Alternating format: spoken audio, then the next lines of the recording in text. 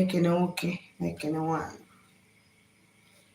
Ana m asị nke onye chere ya zero. Wee na-asị ka taata bụ eke mara anyị mma. Ana m asị ka eke ketara anyị ndụ, eke ketara anyị udo, eke ketara anyị agamniru, eke ketara anyị ịdị mma, eke ketara anyị connection, eke ketara anyị breakthrough na akara ndụ. Asị nchi anyị gozie anyị, mmụọ niile anyị na-achụgara aja gozie anyị, ezumezu ndị ichie na aja na gozie anyị. Asị m ebe ọbụla anyị tinyere aka ka chi anyị mere anyị ọgọ, napụta anyị n'aka ndị ajọ mmụọ na ndị ajọ mmadụ.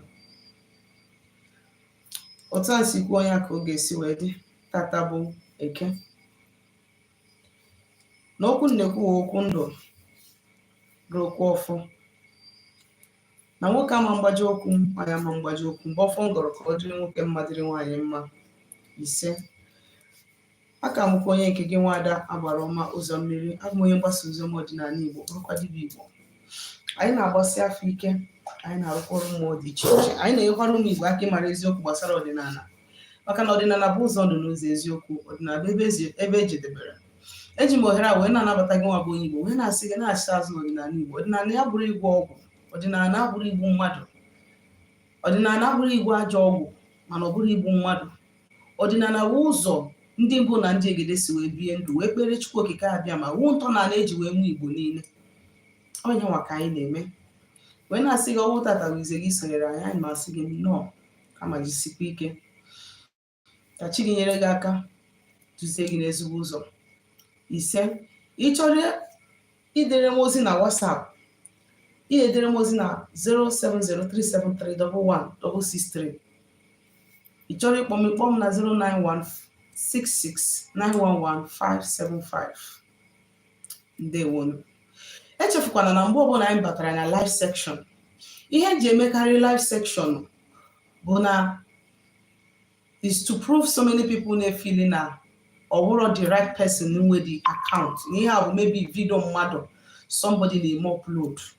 Many people are feeling that na this my channel bụ maybe video somebody na-eme upload, video mmadụ somebody na-eweta somewhere na-eme upload. I don't know if anybody is somewhere impersonating me, I don't know, but this channel is my channel.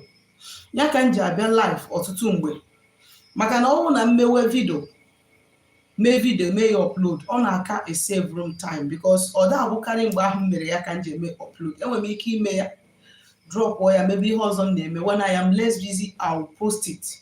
But this one, and I spend small time ime video mee ya upload than mgbe m bịara live. I take so much time and commitment whenever I am live.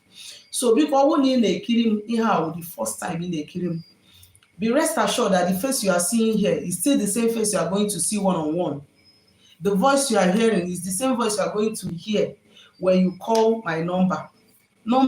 This channel abro scam. If another person is using my video, is downloading my video somewhere, using it to impersonate, to scam people, I don't know. But this very one, Wabaroma Uzomiri Neku, Yakanja Abia live. At least if I am a scammer, Imana from life. Ndewo, isiokwu wee bụrụ ihe gbasara ndị otu ka m bịara ka anyị tinye uche na ya. Ndewo nụ. Mgbede ọma. Esther Mokwa, ekene m gị, na-asị ka tata mara gị mma. Ise. Ihe m bịara ka anyị kụzie tata ihe gbasara ndị otu. Emirikiti n'ime anyị nwere ndị otu. Imirikiti na ndị nwoke nwere ndị otu, imirikiti na ndị nwaanyị nwere ndị otu. Imirikiti ndị na-arụ ọrụ dibịa nwere ndị otu, ha na-emebe gịnị, ha na-esetụlube. O nwere na vidio m kwuru okwu gbasara ndị otu, ekwuru m si na enwere ndị otu si na chi, nwere nke a na-etinye mmadụ na ya etinye. Otu m bịara ikwu okwu ya tata otu si na chi, ndị otu chi gị ka m na-ekwu. Anaghị m ekwu maka ndị a na-etinye. Mana ọtụtụ mgbe anyị nụrụ na onye a dị n'otu mana onye a nwere ndị otu, we generalize it as a bad thing. It's not actually a bad thing ma ọ bụrụ na nke ndị chi onye ahụ. Mgbe mmadụ ji eje banye otu nzuzo, banye cult, ọ otu ka ọ bụ. Mgbe i jere necha ọgbakọ ụmụ nwaanyị na-eme n'obodo, ma ụmụ agbọghọbịa na-eme n'obodo, ma ndị nna na-eme, ma ụmụ ikorobịa na-eme, jee banye ya, na otu ka ọ bụ. Asị na ndị youth na-eme ihe nka, ọ otu ndị youth ka iso, nke ụwa anyị na-afụ anya. E nwere ndị otu ndị ogboni, e nwere ndị otu ndị witch, e nwere ndị otu ndị akọghere. Otu dị n'iche n'iche, mana nke m bịara ka anyị na-anya ya tata wụ otu chi oso wee bịa ụwa ka m bịara ka anyị kọwaa. Ọ bụ na ịnụ na nwaanyị ị chọrọ ịnụ ma na nwoke ị chọrọ ka gị na ya biri nwere ndị otu, agbanara onye ahụ ọsọ. Mgbede ọma nnukwu nwaanyị, kedu ka ị mere? My girls kwanụ, ndewo. So e nwere otu mmadụ so, that is otu so mmadụ wee bịa ụwa. Nke a dị iche na otu a na-ajoin ma nke a ga-abịa lalụ nwatakịrị tinye n'ime ya at a tender age. Ha bụrụ ofu. Ọ bụrụ na ị chọrọ ịnụ nwoke ma na ị chọrọ ịnụ nwaanyị, asị gị na onye a nwere ndị otu, don't run away from such person. Don't run away from. What you need to understand the kind of otu onye ahụ nwere. Ihe ka mkpa ihe ajụrụ m afa. Topic a kwugo na m ga-akụzi ka esi ajụ afa ajụjụ. Ọ na-emekere escape na my mind. I will just write it down shortly. So, ọ bụrụ na asị gị na nwunye gị nwere ndị otu, ma na di gị nwere ndị otu, before you start running from that person, jụgodo ha kedu ụdị otu onye a nwere. Ọ wụ otu ndị amosu, ọ wụ otu ndị ọgwụ ego, ka otu mmadụ tinyere ya n'ime ya. These ones are now bad. They are bad, and sometimes na onye ahụ na-amụ ụma out of carelessness eje join those ones. Mana ọ wụ na otu chi onye ahụ, I would advise you not to run away from such person. Maka na adị difficult nwoke na-enwero ndị otu ma nwaanyị na-enwero ndị otu. Ọtụtụ mgbe imirikiti ndị dibịa na-akpọ ha ndị ọgbọ n'uke. Ndị ọgbọ n'uke. Na-akọwakwa ya ka nwoke ga-esi ghọta ya bụ ndị otu. Onye ọbụla esiri na onye a nwere ndị otu, ma ọ wụ onye ụka ma ọ wụ onye omenala, ọ ga-aghọta. Mana isi onye ụka na onye a nwere ndị ọgbọ n'uke, onye a nwere ike ọma nghọta ya, na-abụrụ ma onye dị na ọdịnala, dị highly rooted na ọdịnala, onye ga-aghọta ihe ọgbọ n'uke pụtara. Now, kedu ka ndị otu si abịa? Ka ndị otu si abịa, ndị otu chi si abịa, ọ na-esikarị ebe onye ahụ si bịa ụwa. Ọ na-esikarị ebe onye ahụ si bịa ụwa. O nwere ike be nna ga-abụrụ na A, ikwu nne ga-abụrụ B. N'anya mmadụ, ebe isi wụ na be nna gị ahụ wụ A, mana maybe ebe isi gị ụwa wụ n'ikwu nne gị. Na mmụọ, spiritually, ebe isi wụ n'ikwu nne gị, you are not from your father's side. Now, ebe ndị otu ahụ ga-esi, ndị otu chi ahụ ga-esi is from ebe ahụ isi bịa ụwa. Ndị a bụ your peer groups. Dịka anyị nwa bụ dịka ndị oyibo si akpọ mgbe ụfọdụ, asị na ndị a bụ peer groups, ma na ndị a bụ age grade. Ndị ọgbọ gị ebe isi bịa ụwa. I remember, ọwụ na ị dị na meeting, physical meeting. I'm trying to relate it in a way that you will understand me. Ọ bụrụ na ị nwere physical meeting ị na-eje, ị naghị ịfụ na e nwere dues unu na-akwụ. Meeting unu na-akwụ, e nwere dues, o nwere ụgwọ unu na-akwụ, maybe monthly or weekly or yearly.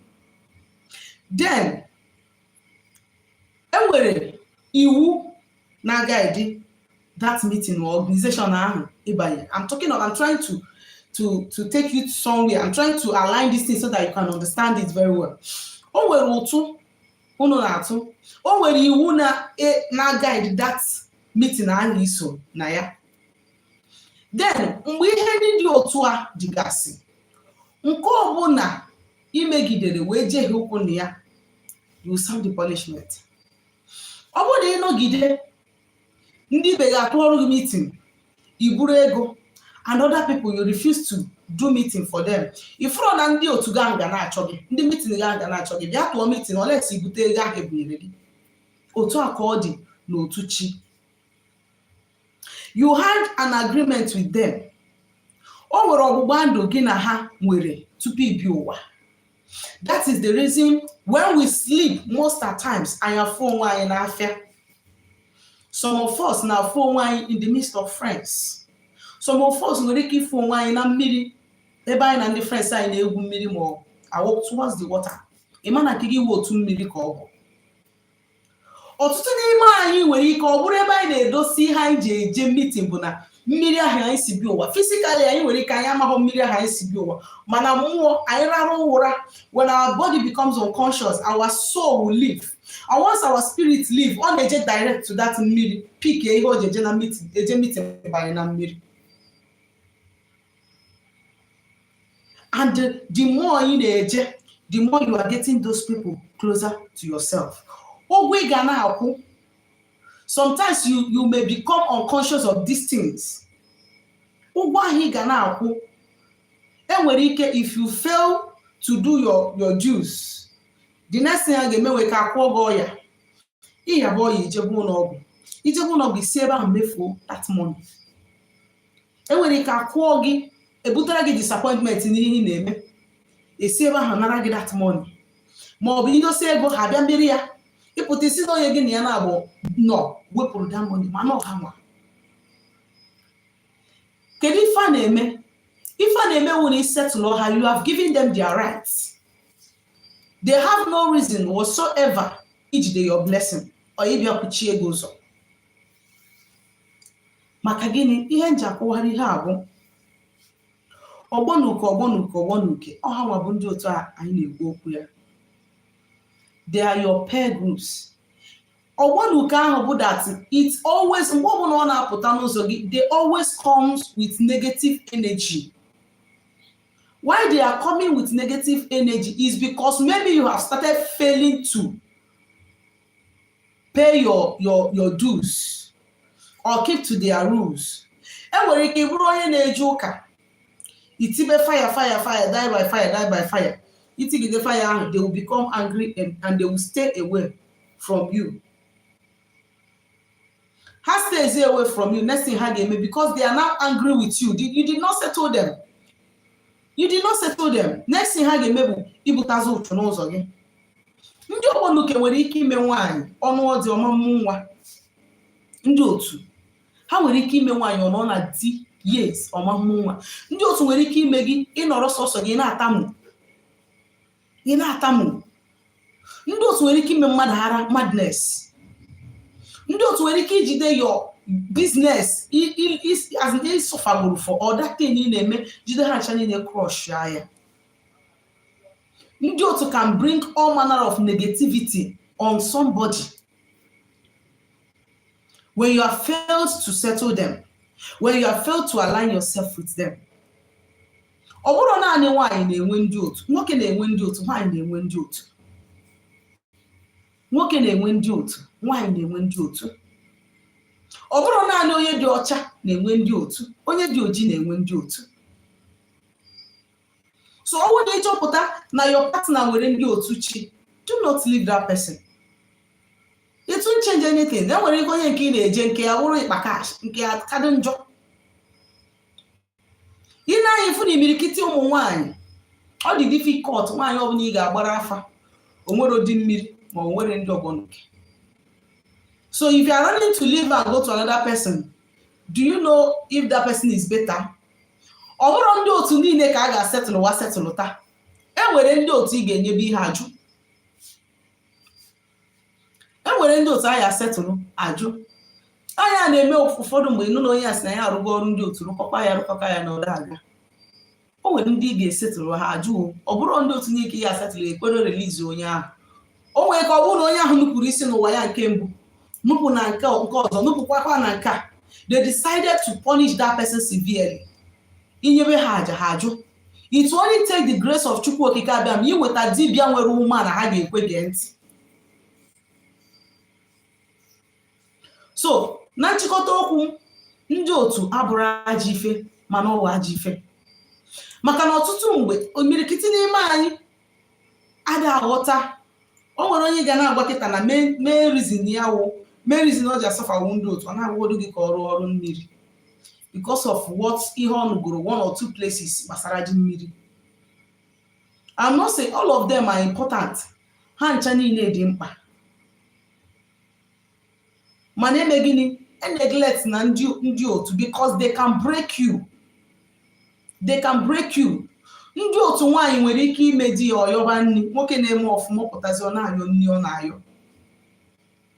This is the reason why I always advise people before you start saying that, or before you even make promise of marriage to somebody, be you a guy or a lady, before you kweta mmadụ di ma ọ bụ onye nkwa di, first jụọ ese n'isi onye ahụ mara ma onwe ihe ga-handle. There are some spiritual problems that one cannot handle. You might not be able to handle it, but another person come when you handle more, because you are not created, you are not in the right position to handle that case. That is why you can't do it. And if you force yourself into it, you will run out. You will run and come out. Ina yifuni ihe ka mebigoro karịrị ihe ka mezigoro. Imirikiti marriage is in na afune divorce these days. Ndị anụrụ mmụọ nsọ si na ọ ga-anụ. Ndị pastọ ka di ya si enye onyinye na chọọchị wee si ya na ha sign go the marriage without asking deep spiritual questions about that person. Onye ahụ bịazi oburu nke ogwu bakwute gị. Have you not seen guys that got married and from the very day ha bido maybe ihe n'isi nwunye ha, they started having problem. Instead of them to rise, they started falling. That woman is not a cause. It is because you people have failed to align her with Ihe and Yana Bosu. So why they are attacking you as a man is because if they allow you to start progressing, she's going to benefit from it. So in order to punish her very well, they are going to frustrate you. In order to punish that lady very well, they are going to frustrate you. If you start doing well, you will be buying all that she needs. You get her a comfortable apartment if you don't build by yourself. You buy her car. You start buying her things. She will start living comfortable. She will start eating what she ever desired to eat. But once they start punishing you, if you and your business is not going well, you will not be coming home happy. Because a lot of guys are too sensitive that when they get married, they start monitoring the kind of... Some guys said when they are dating a lady, when they are dating 2 ladies like this, they will be comparing. This one, I slept with her today, and I went to my shop, I did not sell anything. And this one, each time she called, if I go to my shop, I will sell and I become tired. Some guys got married to their wives because of this thing. So you as a woman, you don't have to sit down because one chance. It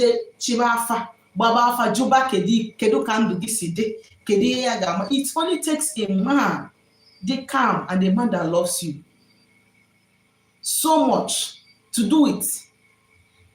So you too try to clear your way. Try to clear your way because all these things you did on your way, may your spiritual life accumulated. It will only be attracting negative people to you. It will never allow you to see good people. It will never allow you to see people that will help you lift your life, become better. Ndiotu can do and undo. Ndiotu ga cause one infection ana. Ndiotu nwere ike cause one fibroid. Ọkwa ifuru ndị a na-abịa ifo ha na-atamu, ọ na-eme ka ọ na-apụ hara. Ha na-atamu. Ndiotu na-eme ya mmadụ. So it is not something that one jokes with. So it is not something that you as a woman, as a lady, you will sit down and fold your hands when you know that you have it, or when you know that you're having some of these signs that are listed.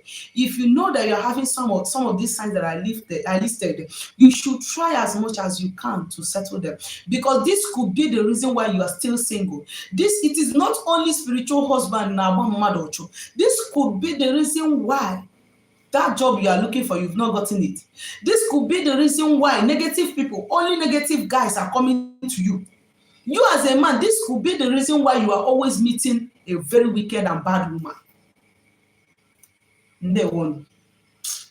So this is time for question and answer. around this class. This is time for question and answer. Obuni were ajuju. The first person said, I did spiritual work to separate from my Ndiotu. Is it possible? You can never separate from your Ndiotu. You can never. Can you separate yourself from your shadow? Once your shadow is separated from you, you are dead. You are no more living. So you can't separate from your Ndiotu. You can only make peace with them because they also have your blessings with them. So if you separate from them, what will happen to your blessings from your gift? Ihe na-emebe ịkwụ ụgwọ, ime udo, ide kewapụ onwe gị. Because if you kewapụ onwe gị, all your goodies that they have, you have kewapụ yourself from it. So what you do is you settle peace. Peace. Okay? Good evening, Abaroma. Happy to meet you live today. Ndewo Mazi Wanchibozo. Kemaka ndị begi. Ndewo Tochukwu Ononye. Does deity install with human being? Yes. During the time of our forefathers, like in my own village, I know about some families that actually installed a deity with Mado.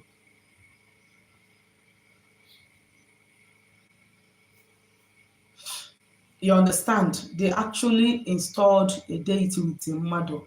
And most times, ha na-eme ya onye a na-ebere onye ahụ alive.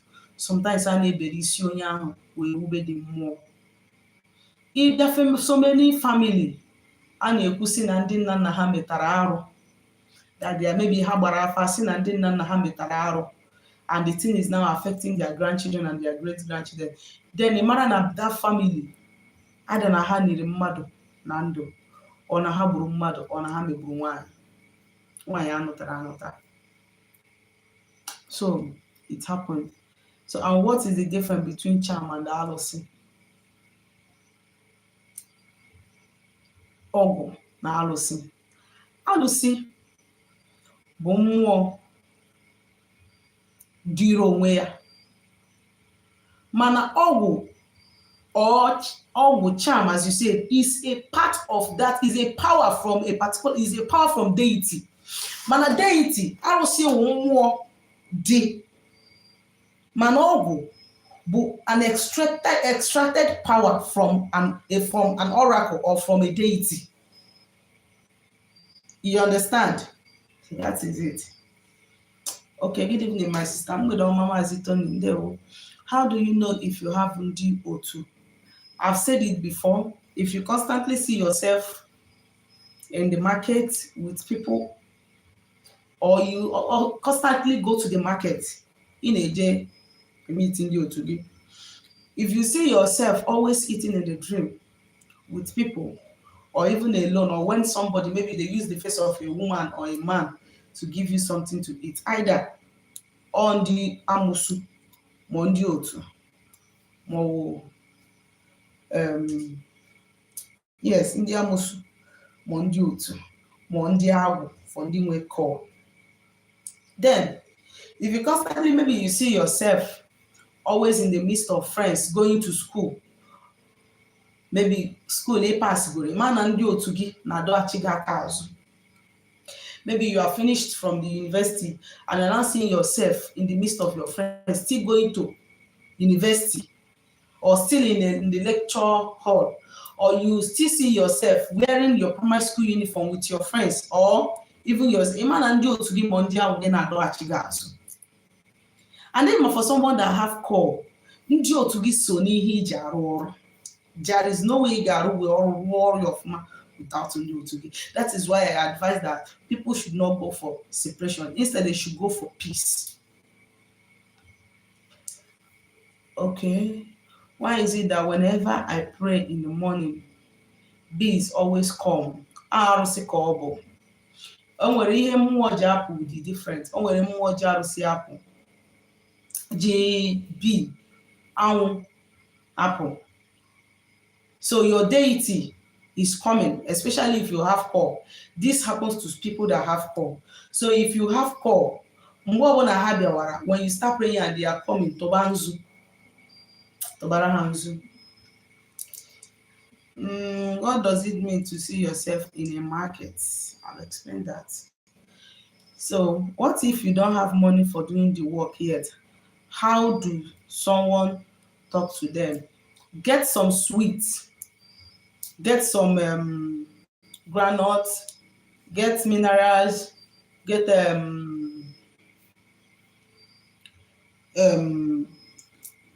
egg igwe. Then get shingon.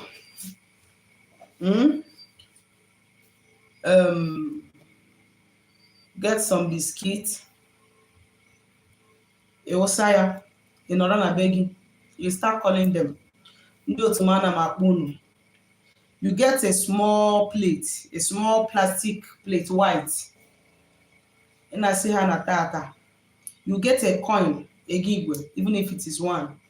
You now tell them that today that you are calling on them, that you don't have money to settle them, but you are calling them to come and partake from this and remove any negative energy they are bringing on your way, so that your way can start moving, so that you can be able to get money and settle all the things on your path.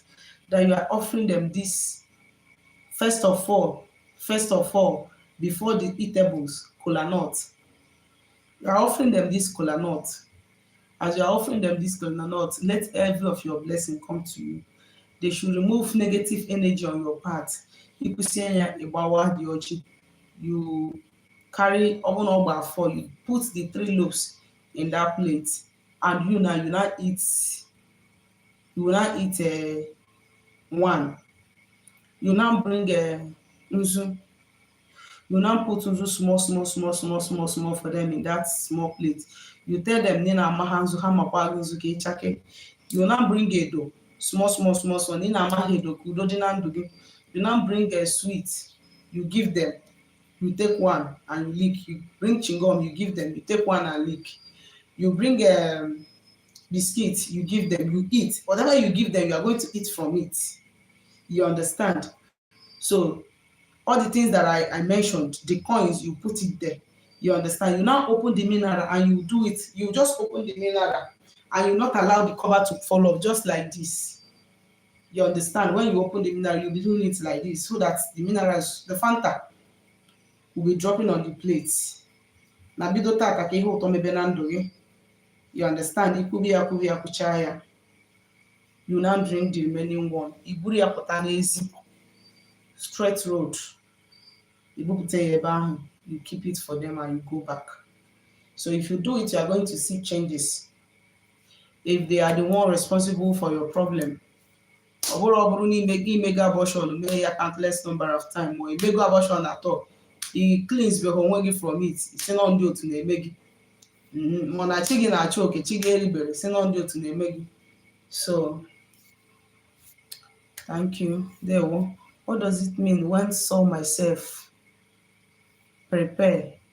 For example, Amazi, ọtakwam this your question. Ọtarọm ya.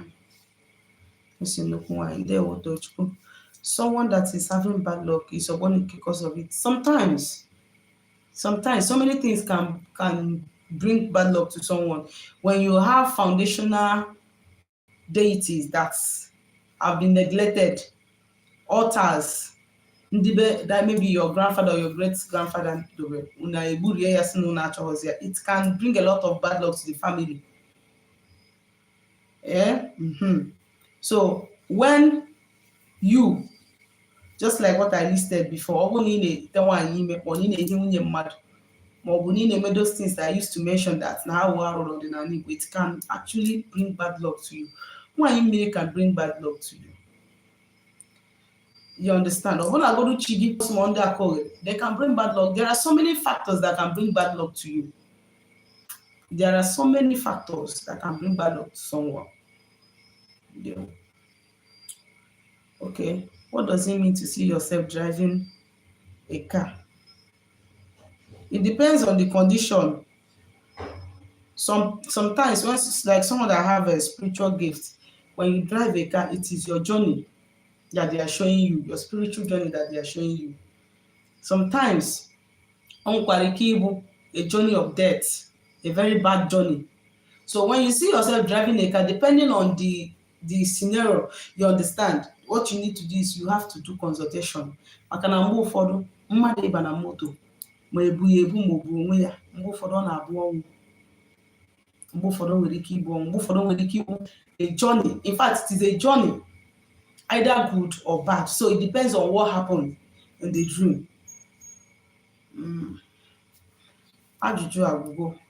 Mma bịa chịkọta ya ọnụ kịta. Dere m ozi na WhatsApp nọmba m na 07037311663 ma ọ bụrụ na ị chọrọ ka agbara gị afa. Biko, this number is for WhatsApp alone. This number is for WhatsApp alone. Anaghị m azakwa kọl na nọmba maka onye ga-akpọ m bounce ya ma ọ gba ya nkịtị. So ị chọrọ ịkpọ m na 09166911575. Biko, because phone this number dị, this 3731163 ka m ji eme arụ ọrụ, even ya ka m ji eme this video right now. So if you are calling me on that line, ị mara na ihe niile m ji n'aka at that time ị na-emebi ya, and njide nke gị mmadụ mebibi ya, 09166911575 is open for calls. It's open for calls. Ị chọrọ inweta m most, ịkpọ m between 8, 9, 10 at night. Now this is 09166911575. Ndewo.